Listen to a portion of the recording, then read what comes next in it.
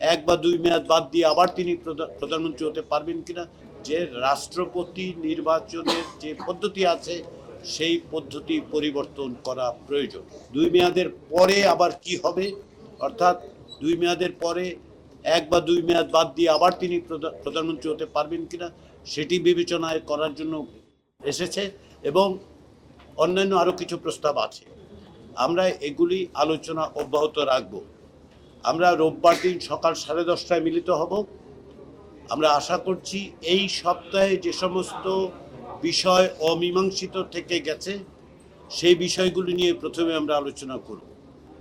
আগামী রোববার দিন এই 3 দিনের আলোচনায় প্রকৃতপক্ষে 4 দিনের আলোচনার অমীমাংসিত বিষয়গুলি নিয়ে কথা হবে।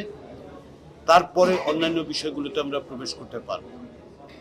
আবারও বলি, আমাদের এই আলোচনায় বিভিন্ন রকম মত থাকলেও আপনারা নিশ্চয়ই লক্ষ্য করেছেন যে আলোচনা অত্যন্ত সৌহার্দ্যপূর্ণ পরিবেশে হচ্ছে।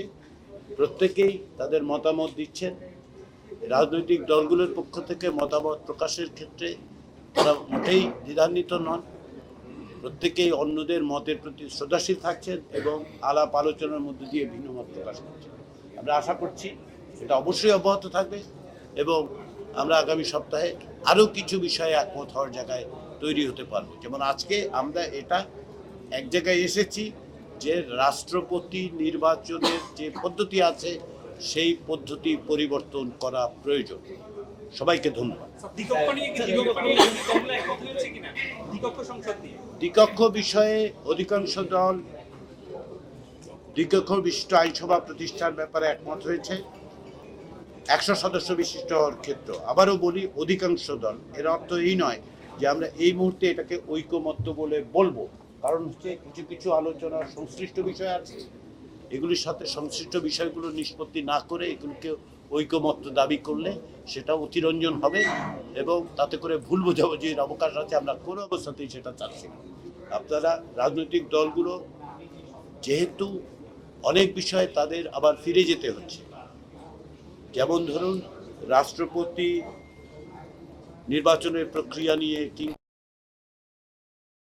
প্রধানমন্ত্রীর মেয়াদ, এগুলো নিয়ে তারা মত দিয়েছেন, আবার এইখানের মত শোনার পরে তাদের নীতি নির্ধারকদের কাছে যেতে হচ্ছে। সেটাই স্বাভাবিক, রাজনৈতিক প্রক্রিয়া এটাই স্বাভাবিক।